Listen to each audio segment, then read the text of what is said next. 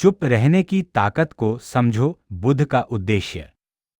नमस्कार दोस्तों, आज हम बात करेंगे उस शक्ति की जो बाहर से बहुत साधारण दिखती है पर भीतर से इंसान को बदल कर रख देती है।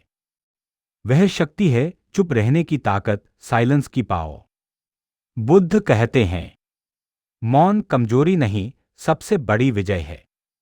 और आज की पूरी स्क्रिप्ट इसी बात पर आधारित है। क्यों बुद्ध हर जगह मौन को सबसे महत्वपूर्ण साधना मानते थे। प्रस्तावना: मौन क्यों जरूरी है। आज का इंसान बोलना जानता है, बहस करना जानता है, खुद को सही साबित करना जानता है, पर चुप रहना नहीं जानता। लेकिन बुद्ध कहते थे, जो मनुष्य चुप रहना सीख लेता है वह अपने मन पर राज करना सीख जाता है। क्योंकि बोलना आसान है, लेकिन जब बोलना चाहिए और कब नहीं बोलना चाहिए, यह समझना सबसे कठिन है। इंसान का असली चरित्र तब नहीं दिखता जब वह बोलता है, बल्कि तब दिखता है जब वह गुस्से में, पीड़ा में, अपमान में मौन रहता है। भाग 1: बुद्ध का मौन का पहला अनुभव। एक बार बुद्ध किसी गांव से गुजर रहे थे।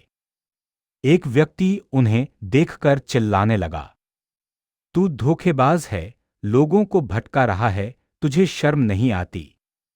सभी लोग इंतजार कर रहे थे कि बुद्ध क्या जवाब देंगे। इतनी कठोर बातें किसी के भी मन को चोट पहुंचा देती। लेकिन बुद्ध शांत खड़े रहे, बिल्कुल शांत। वह व्यक्ति बोलता रहा, चीखता रहा। जब थक गया तो बुद्ध धीरे से मुस्कुराए और बोले, यदि कोई व्यक्ति आपको उपहार दे और आप उसे स्वीकार न करें तो वह उपहार किसके पास रह जाता है। व्यक्ति बोला, मेरे पास। बुद्ध ने कहा, तो मैं भी तुम्हारे अपशब्द स्वीकार नहीं करता, वे तुम्हारे ही पास रहेंगे। यहां बुद्ध ने कुछ सिद्ध किया। मौन कमजोरी नहीं, मौन सबसे बड़ी बुद्धिमानी है।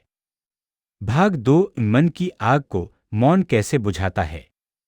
गुस्सा एक आग है। और बुद्ध कहते थे, जब तुम बोलते हो तुम उस आग में घी डालते हो, और जब तुम चुप रहते हो तुम उस आग को बुझने देते हो। सोचिए, कितनी बार हम गुस्से में ऐसी बातें बोल देते हैं जो बाद में पछतावा बन जाती हैं। कितनी बार हम बहस में सिर्फ इसलिए हार जाते हैं क्योंकि हमने ज्यादा बोल दिया। कितनी बार रिश्ते सिर्फ इसलिए टूट जाते हैं क्योंकि उस समय चुप रहना मुश्किल था। मौन मन को रोकता नहीं, मौन मन को समझने देता है। भाग 3: बुद्ध और सुबुद्ध नामक भिक्षु की कथा। एक बार बुद्ध के पास एक भिक्षु आया।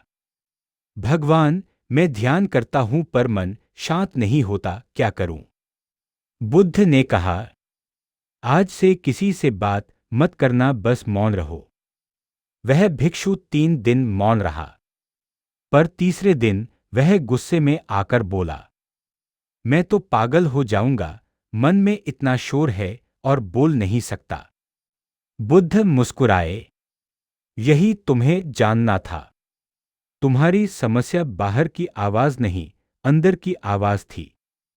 मन के भीतर जो शोर है वह शब्दों से नहीं रुकता, वह मौन से ही रुकता है। भाग 4: जब चुप रहना सबसे जरूरी है। बुद्ध मौन को 3 स्थितियों में अनिवार्य बताते हैं। 1, गुस्से में। अगर तुम गुस्से में हो चुप रहो, क्योंकि उस समय तुम नहीं बोलते, तुम्हारा क्रोध बोलता है, और क्रोध हमेशा गलत बोलता है।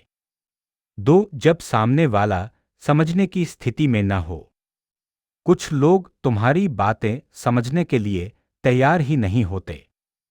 उनसे बहस करने का मतलब है अपनी शांति खो देना। बुद्ध कहते हैं, असमझ व्यक्ति के सामने मौन ही सत्य की रक्षा करता है।